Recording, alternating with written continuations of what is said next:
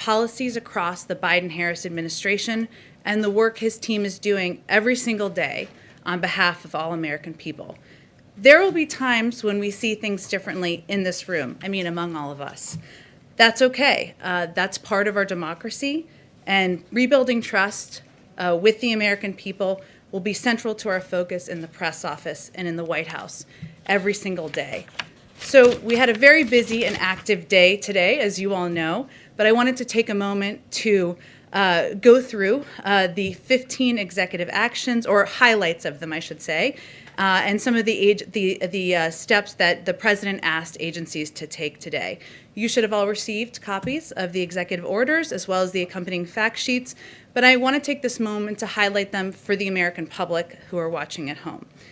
To combat the deadly virus, the President launched his 100-day masking challenge, asking Americans to do their part and mask up for 100 days. He's doing his part as well, issuing a mask mandate that will require anyone visiting a federal building or federal land or using certain modes of public transportation to wear a mask. He signed an executive order reversing Trump's decision to withdraw from the World Health Organization.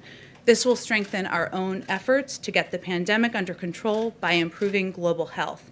And tomorrow, we're not wasting any time, Dr. Fauci will participate remotely in the meeting of the World Health Organization as the U.S. head of delegation.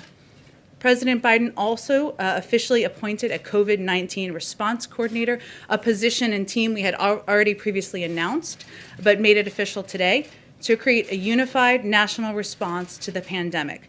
And he reestablished the national security team responsible for global health, security, and biodefense.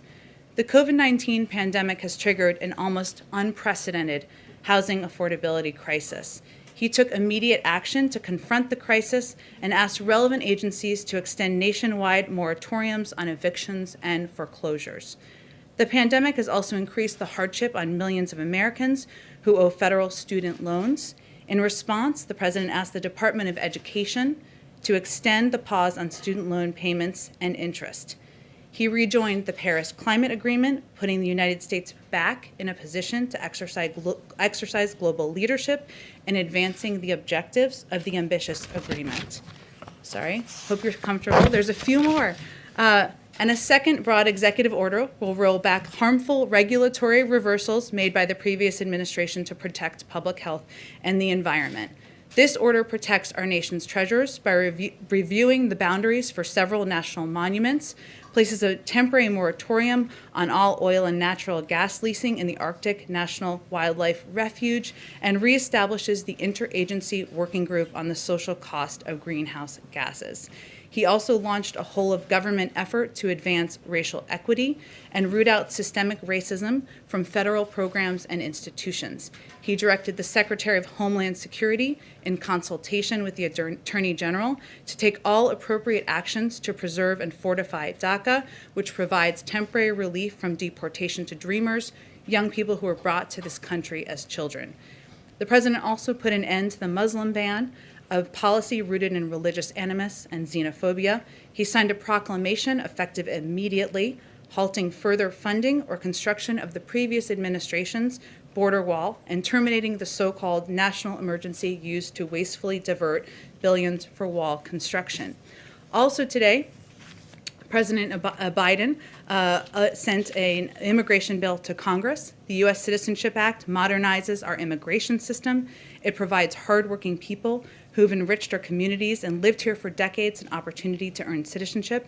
The President's priority reflected in the bill are to responsibly manage the border, keep families together, grow our economy, address the root causes of migration from Central America, and ensure that America can remain a refuge for those fleeing prosecution.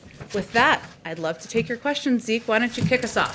Thanks, Jen. First off, congratulations. And one question about your role. You touched on this a little bit at the top, but when you were up there, do you see yourself, your primary role is promoting the interests of the President, or are you there to provide us the unvarnished truth so that we can share that with the American people? Well, let me first say, Zeke, that I come to this podium having served both in the White House and at the State Department as the spokesperson there. And I traveled the world on trips to promote democracy, where I saw the power of the United States. And of course, the power of this podium and the power of truth and the importance of setting an example of engagement and transparency. So I will just state, because you gave me the opportunity, I have deep respect for the role of a free and independent press in our democracy and for the role all of you play. As I noted earlier, there will be moments when we disagree, and there will certainly be days where we disagree for extensive parts of the briefing even perhaps, but we have a common goal, which is sharing accurate information with the American people.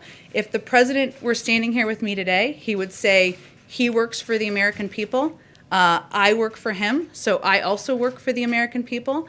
But his objective and his commitment is to bring transparency and truth back to government, to share the truth even when it's hard to hear. And that's something that I hope to deliver on in this role as well. And then just one substantive one, so we're short on time. When will President Biden begin making some foreign leader calls? Who's on that initial list? And during the transition, he didn't speak with President Putin. Does he plan on doing that? And is he going to discuss retaliation for the SolarWinds hack on the federal government? Sure. Let me try to get to those. And I'll just note, since Zeke mentioned it, I know some of you have to get to another event this evening because we're not fully done with the day. So we will have longer briefings in the future, but we'll try to get to as many questions as possible. So his first call, foreign leader call, will be on Friday with Prime Minister Trudeau. I expect they will certainly discuss the important relationship with Canada, as well as his decision on the Keystone Pipeline that we announced today. I don't have any plans or any plans to read out for you in terms of a call with President Putin. I will note for you that I would expect his early calls will be with partners and allies. He feels it's important to rebuild those relationships and to address the challenges and threats we're facing in the world. On SolarWinds, we've spoken about this previously a bit prior to his inauguration, I should say, today.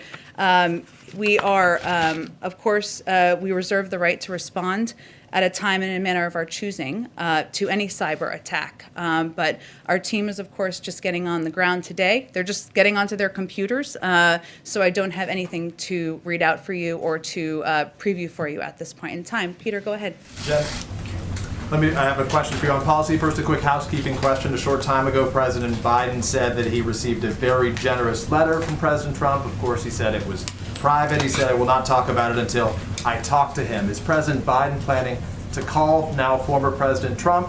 And is this White House working in any way to try to put the two in touch? Well, I think, Peter, that was a reflection of President Biden's view, and I was with him when he was reading the letter in the Oval Office right before he signed the executive actions, was that this is a letter that was private, as he said to you all. It was both generous and gracious, and it was just a reflection of him not planning to release the letter unilaterally, but I wouldn't take it as an indication of a pending call with the former president. Let me ask you on policy, if I can, quickly. You talk, obviously, your role is sort of in terms of delivering the best information to the American people on behalf of this White House.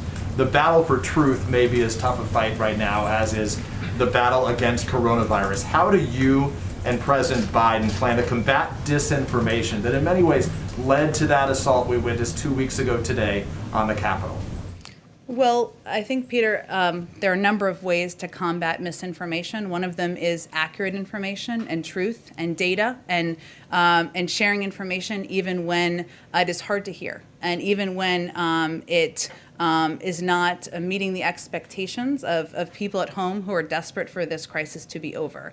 We'll have more to share with you in the next few days, hopefully before the weekend, but what we plan to do is not just return these daily briefings Monday through Friday, not Saturdays and Sundays, I'm not a monster, but also to return briefings with our health officials and public health officials. We want to do those regularly in a dependable way with data shared with all of you and with the public, so that they can also track progress we're making on getting the pandemic under control. As it relates to the cabinet, if I can quickly, we know President Biden's beginning without a single member of his cabinet confirmed. What is your understanding on how quickly those confirmations will happen, and when should we expect additional nominations and ambassadorships to be announced?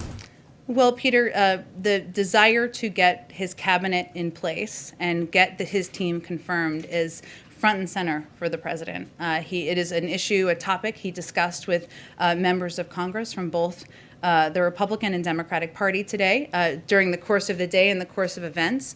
I think as we were coming out here, Avril Haines should be on her way to confirmation. I don't know if it's officially happened yet, but she's on her way. We have prioritized getting our national security team in place, given the crises we're facing, given the importance of keeping the American people safe at this time. But we are eager for those to move forward quickly in the coming days. Ideally tomorrow, by Friday, we'd like to move them quickly. It's something that he is raising in his conversations, as we all are with members of Congress and their teams. Thank you. Thank you. Karen. Jen, has President Biden invited congressional leaders to sit down and talk about the COVID relief measure that he introduced? Well, he has been discussing the COVID relief measures, the entire package that has, as you know, unemployment insurance. It has relief and assistance for the American people. It also has money to reopen schools, which I know as a mother impacts all of us. But he has been discussing that with Democrats and Republicans since long before he was sworn in today. Today was a day where he had conversations about working together in terms of getting his team in place, on his agenda moving forward. But I expect he will be picking up the phone in the coming days and having more of those conversations. In terms of when he will meet in person, I will say soon, and we hope to have more of an update on that for you soon as well. Do you expect him to play in those negotiations? There was a lot of comments today about his familiarity with the Senate. How involved will he be in that process? He will be quite involved. There is the issue that he wakes up every day focused on is getting the pandemic under control. The issue he goes to bed every night focused on is getting the pandemic under control. This package is a pivotal step to doing that. And it has assistance for the American people to make that bridge financially. It also has essential funding for vaccine distribution. He will be very involved. He will not be the only one. We have a whole team here of senior staff, of course, but as you noted, he is not a stranger to the Senate. He served there for 36 years. Many of these people, many of the members on both sides of the aisle he served with over that time, and I expect he will be quite involved in the process. Go ahead, Jen. So, on this COVID relief package, Senator Romney was already saying to reporters today that he doesn't see a need for another virus relief package, and he's the kind of Republican vote you're likely going to be trying to get. So, how long are you willing to try to work to get Republican support before you decide to go through the budget reconciliation process instead? Well, as you know, because you all cover it, and as I've stated a couple times here today, we are in the middle of an urgent crisis in this country. It's not just impacting Democrats, it's impacting Republicans, it's impacting red states and blue states. And this plan is intended to address the suffering of the American people. So we hope, and frankly, we expect Republicans in Congress and Democrats too will support assistance that will bring relief to the people they represent. This is a conversation. He, of course, gave a primetime address, as you all know, last week. It seems like a long time ago, but it wasn't, to announce his specifics. And he has already had a number of conversations with Democrats and the Republicans. Those will continue. His clear preference is to move forward with a bipartisan bill. There's no question about it. But we are also not going to take any tools off the table for how the Senate, House and Senate can get this urgent package done. So we are only less than a day has he been President of the United States, but he is going to continue to work with members of both parties to get it done. Francesca, go ahead. Thank you, Jen. I do have a question about reopening schools, but I just want to pick up where she left off on that and note that Republicans, including Lindsey Graham, who's expected to be the Senate Budget Committee ranking member, have already said that the price tag on the president's proposal is too high for them. So is there any wiggle room on that number, and has he already begun negotiations with Mitch McConnell? Well, first, the package wasn't designed with the number 1.9 trillion as a starting point. It was designed with the components that were necessary to give people the relief they needed. So what's challenging is, what are you going to cut? Are you going to cut funding for vaccinations? Are you going to cut funding for unemployment insurance? Are you going to cut funding for reopening schools? But it was laid out as his proposal based on recommendations from economists, recommendations from health experts, and as you've also seen, there have been also an outpouring of support from everyone from Bernie Sanders to the Chamber of Commerce for the package and the components in it. But this is a discussion, it's a conversation, and he is no stranger to the process of bill making. So we're at the beginning of the process, and as we continue, there'll be conversations with members of both parties of what will be in a final package. And rarely does it look exactly like the initial package that is proposed. With regards to reopening schools, what level of vaccination in teachers or students or level of testing does the administration think would be appropriate in order to meet the target date that the president has set? This is a great question, and as I noted at the beginning, and as a mom myself, I want to know all the details as well. We're going to have more to share from our health experts in the coming days, and I will venture to get them in here to give you all a briefing on the specifics, but we really want to lean into them on their expertise on that front. Go ahead. I'll come right to you right next. Go ahead. So President Biden promised to end all new oil and gas leasing on federal lands when he was a candidate. The order that you just mentioned that he signed today was much narrower than that. It's a temporary moratorium, and it only applies to ANWR. And there's some debate about whether he has the legal flexibility to even follow through with his full promise. Does the administration still have that commitment today to We end do, that leasing? and the leases will be reviewed by our team. We just have only been in office for less than a day now, and I will just, since you gave me the opportunity, just also confirm for all of you, all of our executive actions that we released today were reviewed by the career staff at the OLC. We went through that process in advance of releasing them.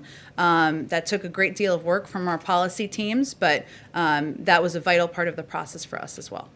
Talk a little bit just about the kind of the preparations for getting the White House ready and safe for the new president. It's been reported that you did $500,000 worth of deep cleaning. Could you talk about the measures that you took to ensure that the president is safe? Well, I would refer you to the General Services Administration, who oversees any steps like that.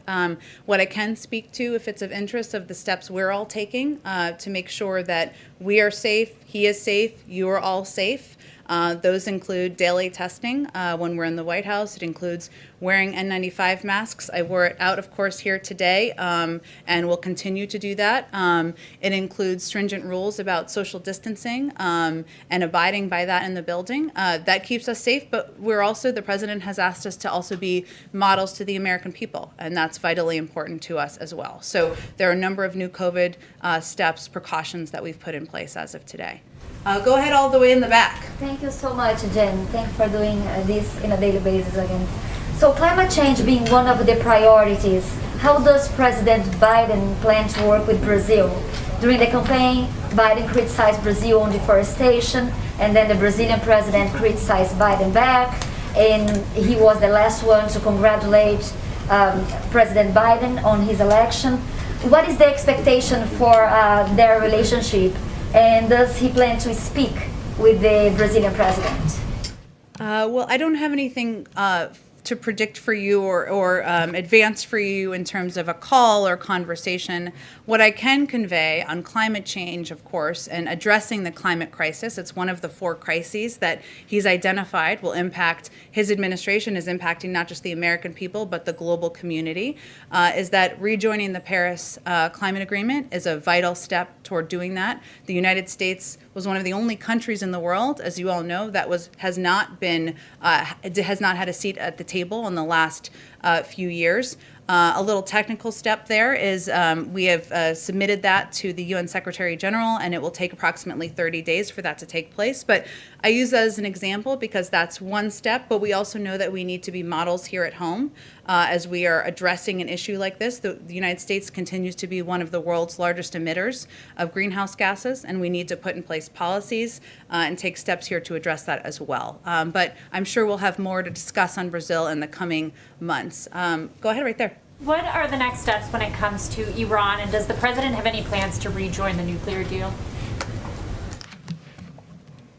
Well, the president has made clear that he believes that through follow-on diplomacy, the United States should seek to lengthen and strengthen nuclear constraints on Iran and address other issues of concern. Iran must resume compliance with significant nuclear constraints under the deal in order for that to proceed. I will say that, as I noted a little bit earlier, we would expect that some of his earlier conversations with foreign counterparts or foreign leaders will be with partners and allies, and that we would certainly anticipate that this would be part of the discussion. And then could you just give us some color about what it was like for him going into the Oval Office? He's been waiting for this for so long. What was his reaction? Well, I spent a little time with him earlier, and he had an incredible sense of calm. And a sense of some joy, of course. He spent the day with his family and his grandchildren and his children, and that always has an impact, I think. He also said he felt like he was coming home. Remember, he spent 8 years here as the vice president, playing an important role as a partner to President Obama. And, that was the emotion that overtook him today. He's also eager to get to work. He was asking questions about policy and COVID and what's next. And that also reflects his desire to roll up his sleeves and get going. Let's see. I'm sorry, I told you I was going to ask you. I just skipped over you. Go ahead. Right. I'll take it now. So if President Biden wants a theme of his presidency to be unifying the country, does he think that Nancy Pelosi and Chuck Schumer should drop a potentially divisive Senate impeachment trial? Well, he spoke today, as you all saw, about unity in his inaugural address and the importance of unity in bringing the country together, and the resolve of the American people in helping to get through this moment. We are confident, though, that just like the American people can, the Senate can also multitask, and they can do their constitutional duty while continuing to conduct the business of the American people. And his view is that the way to bring the country together is to address the problems we're facing. And so that means getting this COVID relief package through, having Democrats and Republicans take a serious look at that and have conversations with each other about how to move it forward. And he's going to leave the mechanics, the timing, and the specifics of how Congress moves forward on impeachment to them. And a quick follow-up. On President Trump's inauguration day, he filed the paperwork to run for re-election, same day. Does President Biden have any plans to do that today, late, or in the coming days? I will say, having talked to him today, his focus is not on politics. It is on getting to work and solving the problems of the American people. And as he noted on the campaign, he will wait until sometime into his first term to speak more about his political plans moving forward. Go ahead. Yeah, thank you, Jen. The president pledged today to repair alliances. Has he planned his first foreign trip yet? Well, we're only 7 hours in here. You're ready for the foreign trip. I'm ready too. I don't have any details on a foreign trip to lay out for you at this point in time. Hopefully we will at some point in time. Go ahead all the way in the back. Yeah, hi, congratulations on your new position. Owen Jensen with EWTN Global Catholic Network. Two big concerns for pro-life Americans. The Hyde Amendment, which of course keeps taxpayer dollars, as you know, from paying for abortions, Medicaid abortions, and the Mexico City policy, which under the previous administration they expanded to keep tax dollars from overseas paying for abortions. So what is President Biden planning on doing on those two items right now? Well, I think we'll have more to say on the Mexico City policy in the coming days. But I will just take the opportunity to remind all of you that he is a devout Catholic and somebody who attends church regularly. He started his day attending church with his family this morning, but I don't have anything more for you on that. Go ahead. Yeah, as president-elect, he talked about the possibilities of using the Defense Production Act to ramp up the production of vaccines. Having looked at more data, does he still feel that's necessary? Was that included, for example, in anything that he signed today?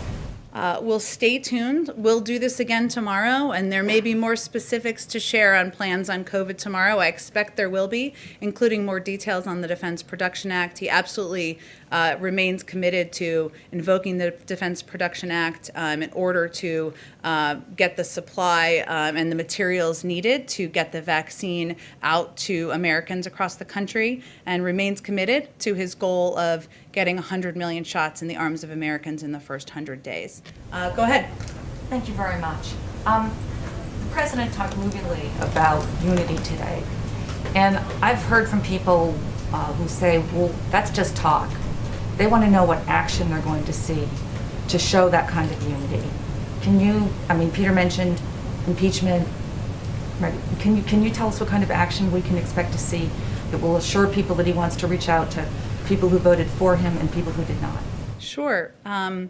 Well, first, I think anybody who has covered President Biden for some time or worked for him or spent time with him knows that he is somebody who always sees the optimistic side of working with people who may disagree with him, people across the aisle, and that has long been his commitment and desire through his many decades in public service.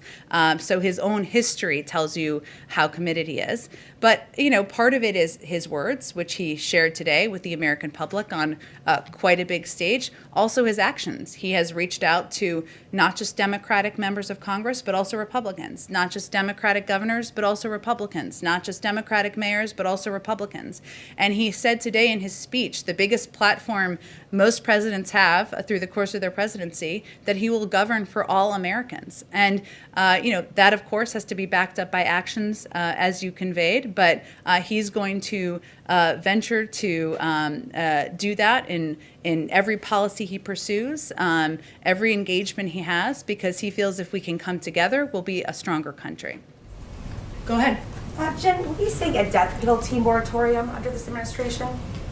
The president, as you know, has stated his opposition to the death penalty in the past. That remains his view. I don't have anything more for you in terms of future actions or mechanisms, though. I'll circle back if there's more I can share with you. On a lighter note, will he keep Donald Trump's Air Force One color scheme change? This is such a good question. I have not had the opportunity to dig into that today, given the number of executive actions, orders, the inauguration, a few things happening. I will venture to get you an answer on that, and maybe we can talk about it in here tomorrow. Jen, just one quick one before we let you go. Just follow up on Peter's question. Does President Biden believe that President Trump needs to be held accountable for the Capitol insurrection a couple of weeks ago? And does that accountability require that President Trump be barred from holding future federal office? Well, Zeke, you know, he has spoken very firmly and fiercely publicly about his views of the horrific events on January 6th. And he has also, of course, spoken with members of Congress about that, as you all know. But he is going to leave it to members of Congress to carry out their constitutional duty and determine what the path forward is and what the mechanisms are going to be, what the process will be, and what the timeline will be. Certainly, he ran against Donald Trump because he did not think he was fit to serve in office long before the events of January 6th. He is here today because he decided to run against him, but we're focusing on moving forward. We're focusing on addressing the issues facing the American public, and as you know, that means we're focused on our COVID package. Go ahead. If I can follow up on that a little bit, Jen, is the president being updated, first of all, on the progress of the FBI investigation? And we know the FBI is leading the investigation into the assault on the Capitol. Does President Biden have confidence in FBI Director Wray? Well, Peter, as you noted, there's an ongoing investigation, which we certainly support. I'm not sure that he has received an update today on anything about the investigation, but we certainly support those ongoing, and we will, I'm sure, be receiving updates in the days ahead. Does he have confidence in the FBI Director? I think I have not spoken with him about specifically FBI Director Wray in recent days, Peter, but I'll circle back with you if there's more to convey. Jen, the president did not mention the word Trump in his inaugural address today. What was the intention behind not making any direct reference to his predecessor in that speech? Well, I think the intention was to make the speech not about any individual, elected official, any current president, former president, but make it about the American people and the moment we're facing in history right now, the struggles that millions of Americans are facing who don't have jobs, the fear people have about the health of their grandparents and their cousins and their brothers, and to make it more about the strength of the American people when they come together, and not about any individual. But as you saw in his speech, it was forward-looking. It was not meant to look back on the past. Go ahead. How does President Biden plan to recover the United States image around the world, and what is his priority globally? Well, his priority is first rebuilding our partnerships and alliances around the world and regaining America's seat at the global table. And you can see that is evidenced in his rejoining the Paris Climate Agreement, rejoining the World Health Organization, his plans to engage with partners and allies and work together to address many of the threats and issues we're facing around the world. But I think that is what you will see as his focus in the weeks ahead. Thank you, Jen. Thank you, Zeke. Thanks, Jen. Thank you, everyone. Let's do this again tomorrow. Thank you, Jen. Thank you, Jen.